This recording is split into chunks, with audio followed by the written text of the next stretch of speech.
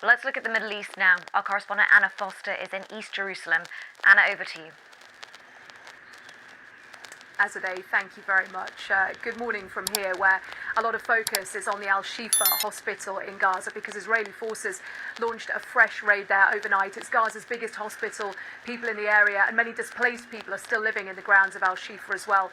Reported the sounds of heavy exchanges of gunfire overnight and in the early hours of this morning. Now, Israel says that they had received information that Hamas had regrouped, because this isn't the first Israeli raid on the hospital during the war. They said that Hamas had regrouped and were once again using al-Shifa as a command and control centre, and that they detained around 80 people. Hamas said that Israel was carrying out a war crime by targeting the hospital. Now, this is an area that we've talked about repeatedly. Of course, the health facilities in Gaza at the moment are in a really difficult and desperate state. We know that medical supplies aren't getting into the Gaza Strip, and treating people is becoming incredibly difficult. So a lot of focus on this raid that has happened overnight.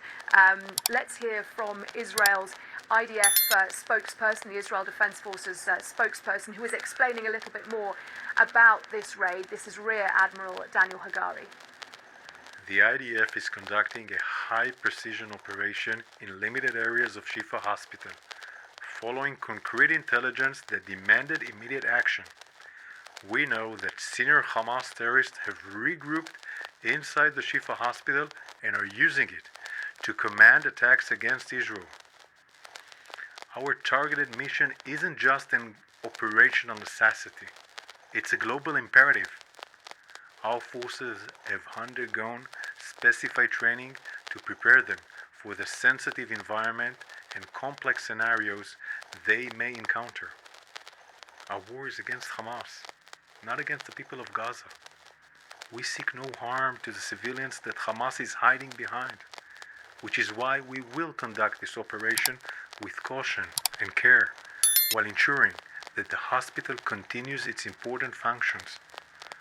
For this reason, we have Arabic speakers on the ground so that we can communicate to the patients in the hospital in their own language, and IDF doctors to assist those in need. We will also be conducting a humanitarian effort to provide food, water, and other supplies to the patients and civilians in the hospital compound. There is no obligation for the patients and the medical staff to evacuate the hospital, but there is and will be a passageway for other civilians to exit the hospital. We call upon all Hamas terrorists hiding in hospital, surrender immediately. Medical facilities should never be exploited for terror.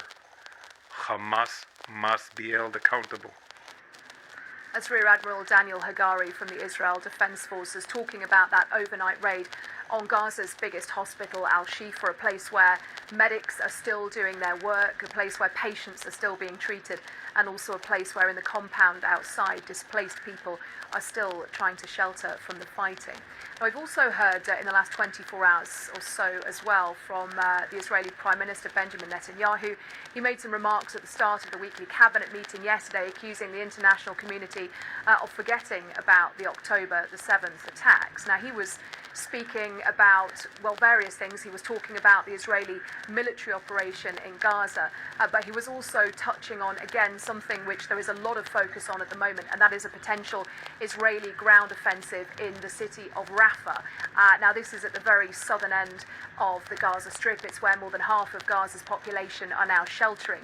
And Mr. Netanyahu was talking about this potential operation, which he has repeatedly said over the last few weeks and months Israel will carry out. But he made some interesting further comments after he met yesterday with the German Chancellor Olaf Scholz. Now, they had been discussing Israel's operation there. They also talked about Rafah. Mr. Scholz, as have many world leaders, expressed concern about the civilians who were in Rafah and the potential of serious harm to them. And let's just hear what was said in the statements afterwards by Benjamin Netanyahu, because he made assurances that before any ground operation began in Rafah, that they would try and move civilians out of the way. I assured Chancellor Scholz that our goal in eliminating the remaining terrorist battalions in Rafah goes hand in hand with enabling the civilian population to leave Rafah. It's not something that we will do while keeping the population locked in place. In fact, we'll do the very opposite.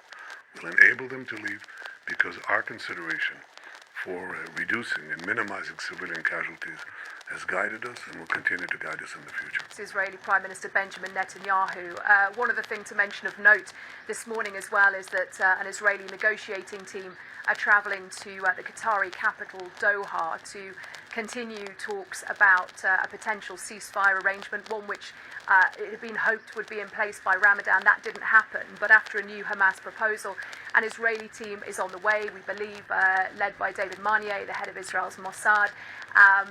We know that they are going to try and negotiate over things that are still sticking points, like how many hostages and Palestinian prisoners would be released during any ceasefire agreement. So we expect those talks to resume today as well. And of course, we'll keep you up to date with that and everything else that's happening here in the Middle East.